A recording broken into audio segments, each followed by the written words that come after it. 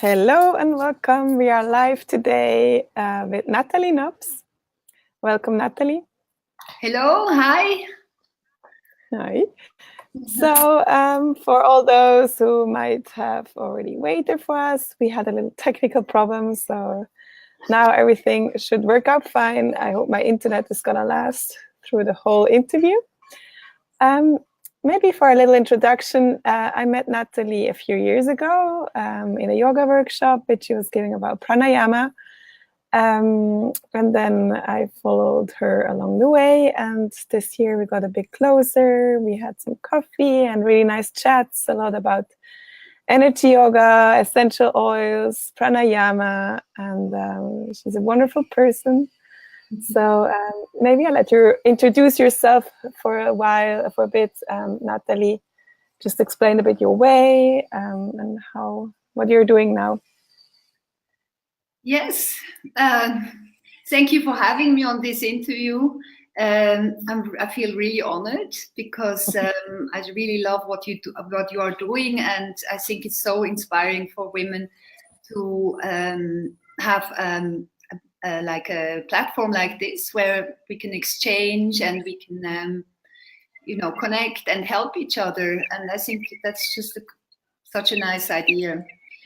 So I would like to introduce myself. I don't know exactly, so I'm Nathalie Nobs, and I'm a yoga teacher, and also I work a lot with oils. So I basically coach or help people with work with essential oils, work with yoga practices, like you said. Pranayama is a big part of my life. So I really like to help people also to work with their breath and to get actually connected, to feel energy within themselves and then start to work with that energy. So this is a big passion. I started yoga like 20 years ago for myself because I was before in the fashion business, and I needed something that would I was able to practice anywhere in the world where I was. And so yoga came up for me, and from the beginning, actually, I fell in love, and I thought this is something that I want to explore more. So after a few years, that was in 2003, I started to do a teacher training on Hatha Yoga in Switzerland with Doris Echlin, which is my teacher and mentor. And then from there, it just went on and on. So when basically next step was pranayama. I worked extensively with pranayama, and then the next thing was actually I was become more and more interested in Ayurveda, and then I did a course and with Dr. Fraley, Dr. Vamadeva Frawley, David Frawley.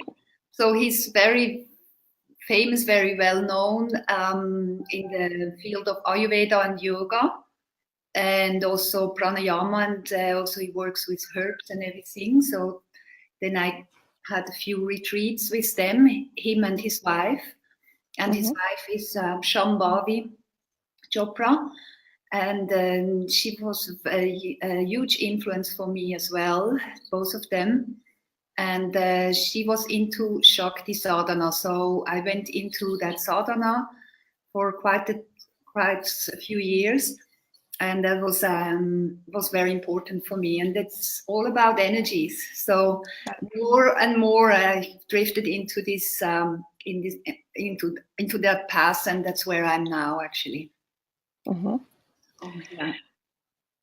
Yeah, so maybe let's start first with pranayama, because that's something you did now like for a few years. For those from Switzerland, maybe you know Nathalie from, if it's about pranayama, your name is like really present. Tell me, what's for you so fascinating about pranayama, and where do you see changes in your life through practicing pranayama? So for those who don't know what's pranayama, that's the whole breath work. Just the Sanskrit name. So I did asanas before, and I did a few pranayamas during that time that I did yoga. But I had one teacher, his name is Martin Hoekstra, and I went to a retreat with him in Goa in India. And he's the first part, and also I did few retreats with him in Italy and a few times in India, and he had quite an importance. He put a big importance on pranayama, and I started to do this every day. And then for 3 months, that program that he gave us there, which was 1 hour, I did that with Baba Muktasanas and pranayama, and I did that for 3 months every day. And after that 3 months, I didn't do any asanas, so I didn't do any, other body work. I felt so incredible from the energy, and my mind basically was so sharp, and everything that I was thinking would just materialize immediately. And wow. It was quite amazing. And so I didn't do any asanas, and I thought, when I would go back into a yoga class, that it would be, I would be like roasted and I couldn't move anymore. But actually, quite the contrary was the case. And I started with a workshop, which was quite difficult for me, usually with all inversions and handstands and all these kind of difficult things that I was not able to do, arm balance and all that. And, because just my mind was so strong that I was able to do everything. Wow, it's amazing. About myself, because I was able to do things that I've never done before. And also I was very clear, and I just realized that this was something that I wanted to further explore and find out why this is. And can you maybe share some of the exercises you did in this training? Now? No. Let me just say some names. All these inversions like handstand, scorpion, Yeah. No, I mean the exercise you mentioned, a program which you did for 3 months, right? Yes. So what was there? Well, it's a 1 hour program, and there are many pranayamas that you do, and basically it's all starting with kindling the digestive fire to kindle the fire, and then once the prana starts to move, then you would direct it in certain areas, and then you can go on with that and direct it to certain chakras and so on. Basically, you bring it up also along the spine, which is the Sushumna Nadi. This is about the pranayama, so it's a technique and it's complicated in the beginning. Yes. So I cannot really, in this short time, explain everything. So you would have to go to a pranayama class and start to learn that properly. Right. Yeah. Yes. True. So, and then I think since a while you're really into energy yoga, which is kind of pranayama as well, but like in a broader field. I remember we talked about some books, like the energy medicine. Wait, which way was it around? Yeah. So, and also the energy of yoga. Maybe would you like to talk a bit about that? I remember you holding us some workshops. So when we do, when we do yoga, basically the yoga is about energy, even though we don't see that in the West so much, more about, performing and be able to do these different poses. But it is much more, every pose has an energetic effect, and it is basically in the heart of yoga is all about energy. And so pranayama would be just one way to direct it in a certain way. And I call, it's true that I call the type of yoga I do energy yoga, but it is basically a joke because every yoga is energy yoga, but it's just a more emphasis on that. And I think people who would like to go more into that and become more aware of the energetic side of yoga would be interested. So that's why I called it like that. And yes, I started to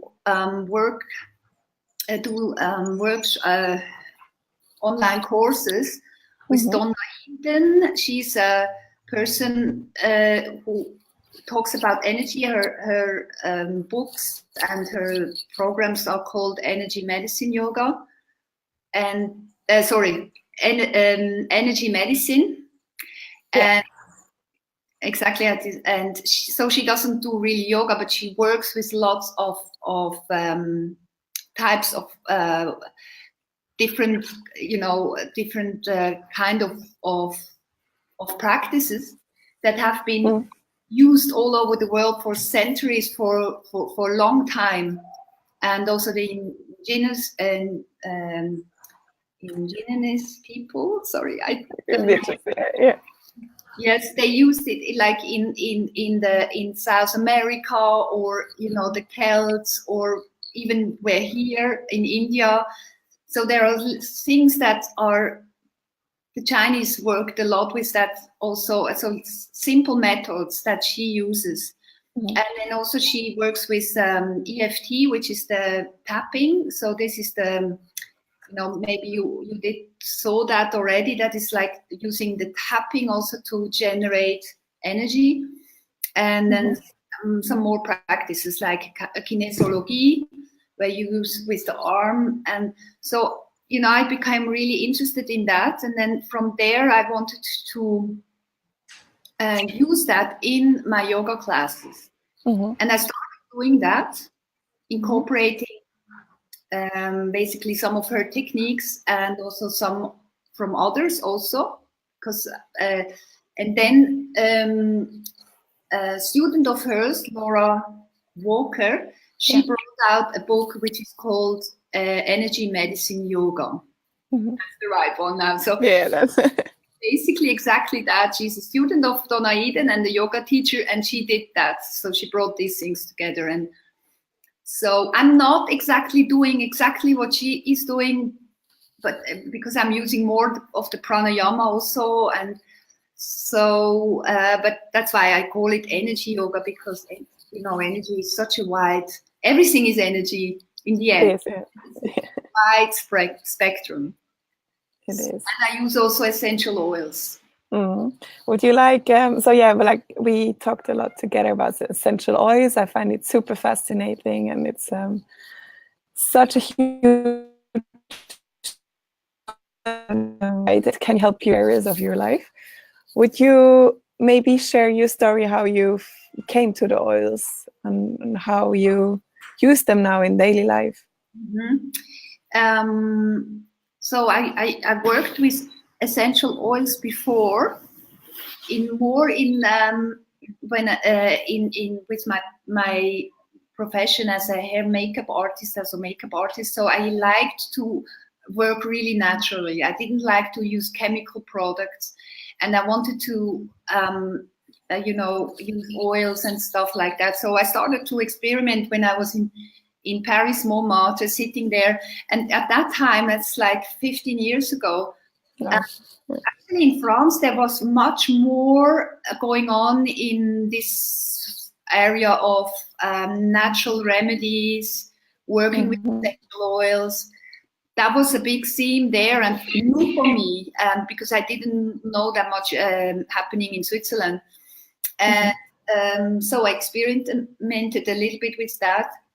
And I got really fascinated about natural, nice, beautiful smell of the oils in comparison with the chemical perfumes that a lot of cosmetic articles have in. So I didn't like it anymore after some time, and I just wanted to keep on going on that natural path. And then what happened is only like recently, maybe 2-3 years ago, I was introduced by my friend Angela in using some special essential oils that are really, really pure. And when I started to use them, this was really like a revelation, because the effect was so strong and so many things changed by using those oils in my life that it just blew my mind. And I thought, everybody should know about those oils, be able to treat, because I had things that with my body for years, like my hormone system was completely unbalanced, and I always thought this is normal. I always thought that it's normal to have terrible agonizing cramps every month and being like unable to work and being like so how do you say, when you are in the mood swings, that this was normal. And I was actually suffering a lot of that. And so when I started using the oils, especially Clary Calm or Clary Sage, which is an oil that helps us as a balancer in the system, in the hormone system, everything just went away. Wow. And I hear that, I hear that like every week I hear of a person who, like a woman who has had any kind of hormonal problems and they resolved. So I think it's amazing. Yeah. So it was sage, Clary Sage, right? Which is sage. Yes. This is that oil. It's here you see it here. So Clary Sage is an oil that basically works in the body like a hormone. But it is it adapts. So any kind of, if you have imbalance of the hormones, yes, it will act as the other hormone to bring balance back into. So actually it's adaptable. So it doesn't matter which kind of hormonal imbalance you have, it will always balance. That's the magic about the plants. They can work in both direction or in different directions and always bring balance back. And when we are in balance, we shouldn't have any pain. We shouldn't have any discomfort whatsoever. We shouldn't have even menopause troubles. All that is actually a sign of imbalance. Okay. And I started to learn that through Ayurveda, and now with the oil, it just makes so much sense to see that. It's beautiful. And so, like, for me, it's a bit far away as I'm in Brazil, but I know in Switzerland, the Christmas craziness just started. Yes. It's cold. We're going to eat a lot. A lot of people, it's more stressed than like a holy time. Could you, from the oils, maybe recommend 1 or 2 oils, maybe against stress and also to improve the digestion? Oh, yes. But there is, so I'm talking about, I have to say that because I'm talking about pure essential oils. Yeah. Because, basically, a lot of the oils in the market are diluted or have chemical substances, even if they say on the label 100% pure essential oil, it's not true. Yep. So when you have this really good oils, then you can work, then it will help. So basically what you can do is especially with digestion, is very simple. You could take just peppermint oil and take 1 drop. If it's that quality, you can take it internally in a drop of water or as a tea. And also you can breathe it in. So just placing 1 drop, I'm going to do that now, placing 1 drop on my palms Not going to use the fingertips, because usually with the fingertips often you touch your face. Touch your eyes. Yeah. So you don't want to have that in your eyes. And then you go like this, close it like this, and then take a deep breath. So peppermint helps with many issues. If you are stressed out, if you have a headache, with your digestion as well. So you could also use that and place it maybe on the belly. There is another. They have a blend which is a very famous blend. It's called Digest Zen, or the Zen Jazz. Yes, I love that one. Know that one? Yeah. So if you have any, I mean, this is just amazing. So it has peppermint in it, but it has it has fennel oil. It has many different oils together that all help with digestion. So you can actually also the same thing, place it or even take it internally, and within 5 to 10 minutes, gone. Don't have to do anything else usually. Yeah, I can relate to that. I mean, I tested them, and it really helps. Yeah. And maybe one, like for stress reduction, if you feel a bit overwhelmed over this time, what would you recommend? You know, it's interesting. I just lately felt drawn to Melissa oil. And I'm kind of a lot of things going on right now in my life, and I felt that I have internally something that is in the body, but it didn't break out in a fever or in anything. But I felt there is something rambling, within my body. And so Melissa is one of the expensive oils, but I just use very little because it's so concentrated that you need so little, not even a drop, even you take very little. And so I use that, and it's extremely soothing. And maybe Melissengeist, Klosterfrau Melissengeist, that's something that's been used for a long time in Mittelalter, in the ancient times. The nuns developed a tonic like that, and they used that for depression. Very good for depression. So now when the season starts to get, you have dark hours, and you're not in Brazil, you have beautiful weather. Here, the hours are shorter, and we have almost no sunlight, except today it was actually sunny. But it gets on your mind, on emotion, and so it's very uplifting, and it's antiviral, it's antibacterial. It's fantastic if you have any kind of viral infections, like for herpes, and you get cold sores and stuff like that. It really works. So you just need little and one time, and then usually it dissolves immediately. That's quite amazing, I think. It is, yeah. It's like that's actually my oil to go.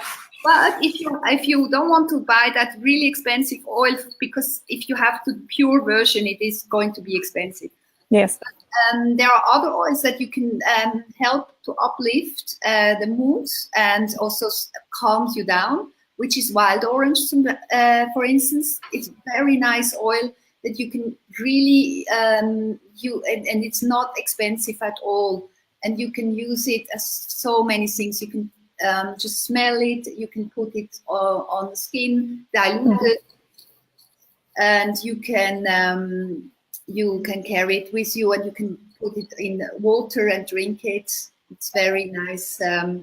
Also helping to get rid of any mucus. So if you have a lot of mucus, lemon oil or any citrus oil will help resolve that. So clear. Yes. Yeah. Beautiful. And maybe as a last topic, like I already wrote in the description, you're also, as me, passionate about women's self-care, which oils and yoga is a part of it.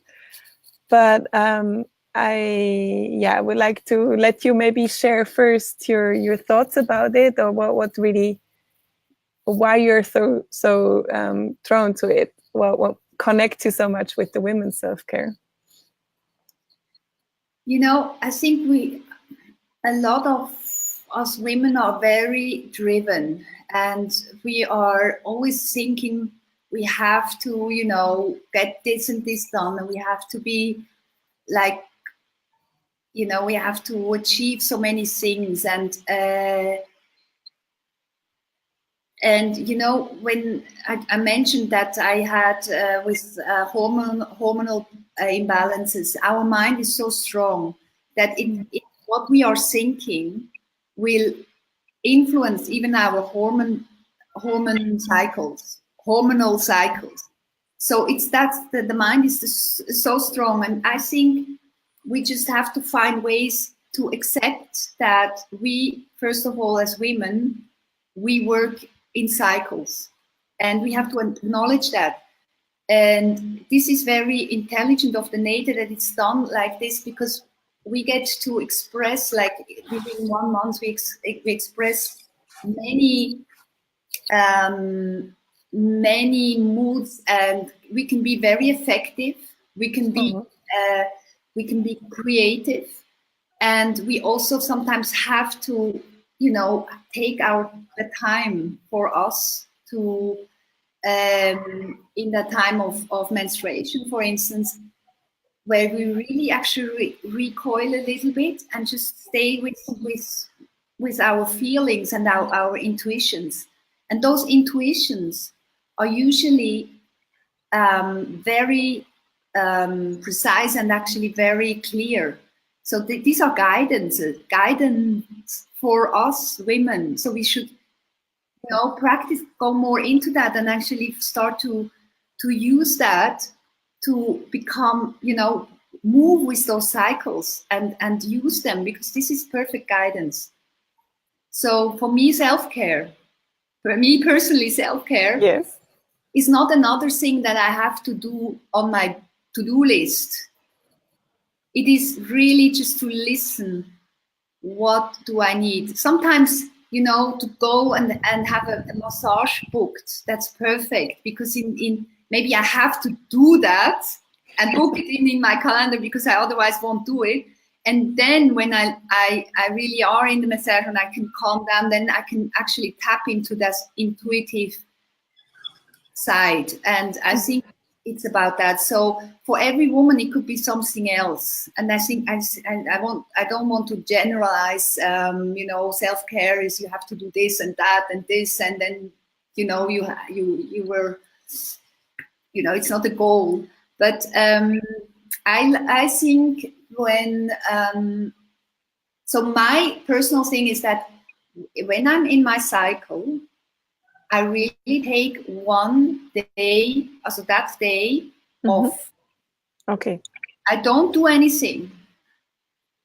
Even if I have a to-do list of 10 things, I will just put that onto the next second or third day.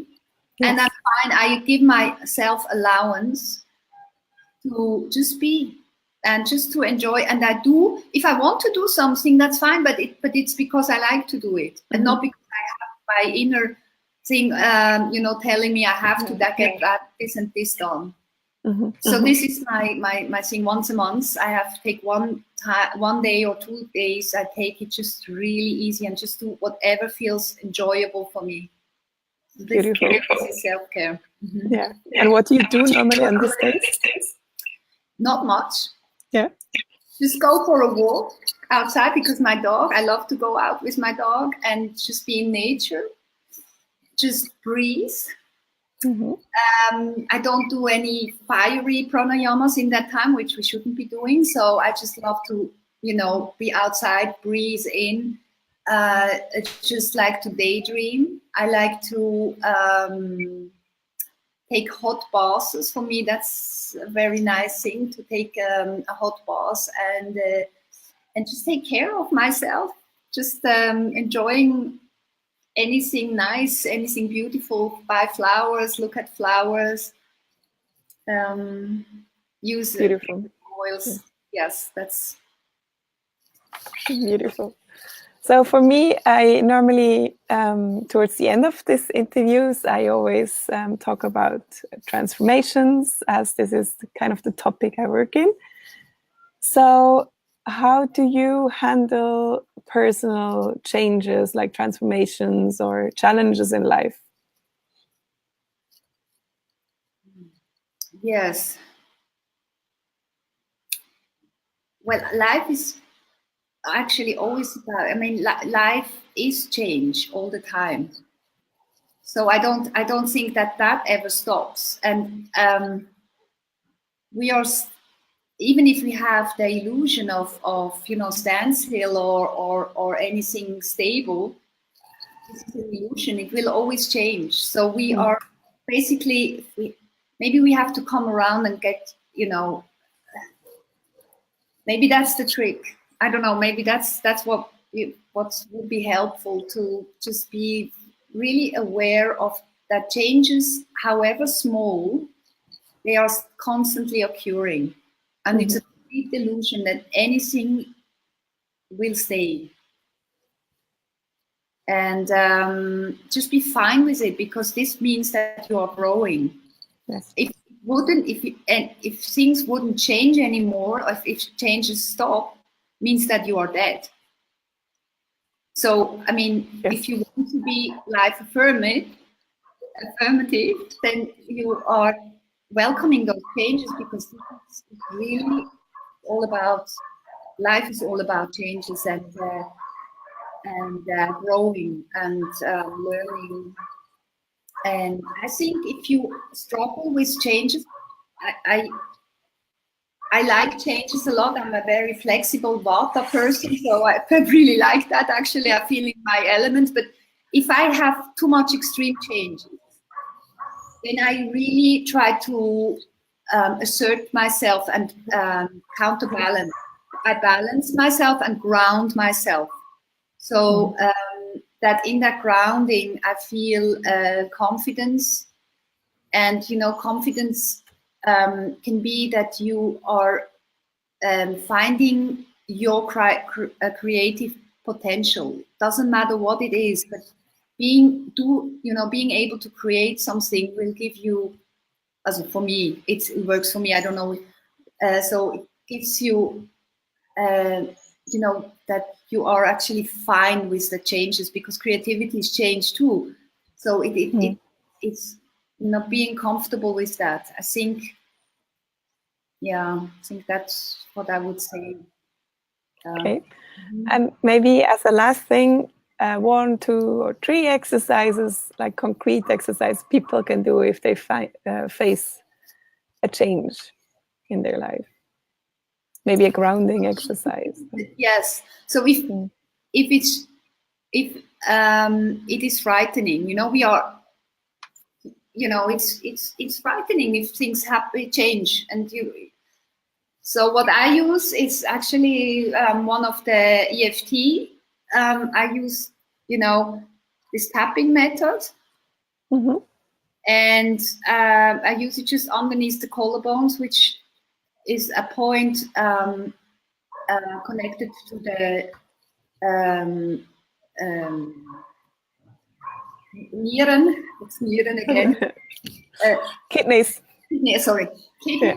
So this is the kidney point, and if we tap this point and take a deep breath, exhale through the mouth,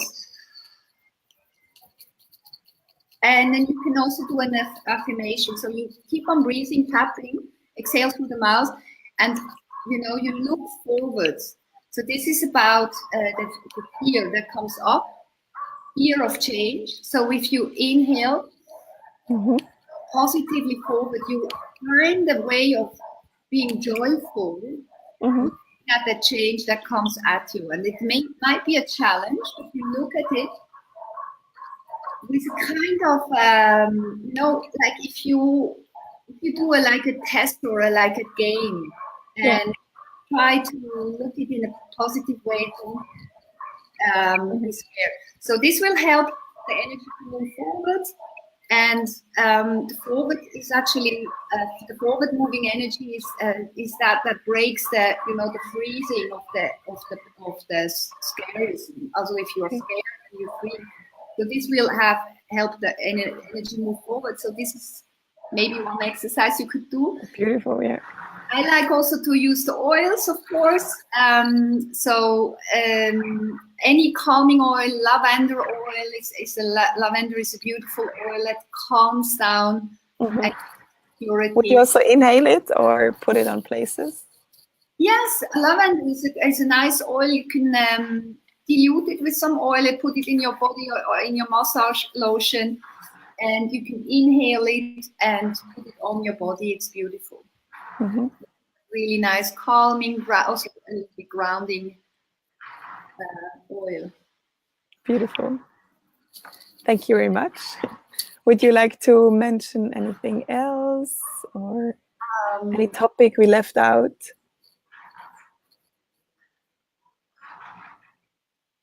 No, actually, I think it's I don't know. Do you have any upcoming workshops in Switzerland? Yes, I have. I will have. I continue doing these women workshops. Yes. That where I work exactly what I was talking about. I use the oils. We use different techniques. We talk. We use so many things. Yeah. It's about for women to become more aware of their femininity, mm-hmm. and that this is actually a plus and a strength. So to use that and actually celebrate that more. So I will have that. I will have that in the next year. So yes. If you are interested, you just check it out on my Facebook group. Yeah. It's Agoi Yoga, and this is yoga backwards. So instead of yoga, it's Agoi with a Y. So there are the workshops listed, and I will also do energy yoga courses in Bern again. Mm-hmm. That's which one you organized. Yeah. And yeah, in Zurich, many more. Beautiful. Next year. Yes. Thank you very much. It was Thank a you pleasure. so much. Thank you so much for having me, and you're so inspiring for me. What you are doing and traveling around and creating this platform, creating this space, this community for us all. Thank you. Hope you have a beautiful rest of the time in Brazil. Thank you. Thank you. Thank you all for watching. In case you watched that in the replay, just give us a like and share it with your friends. Bye-bye. Bye-bye.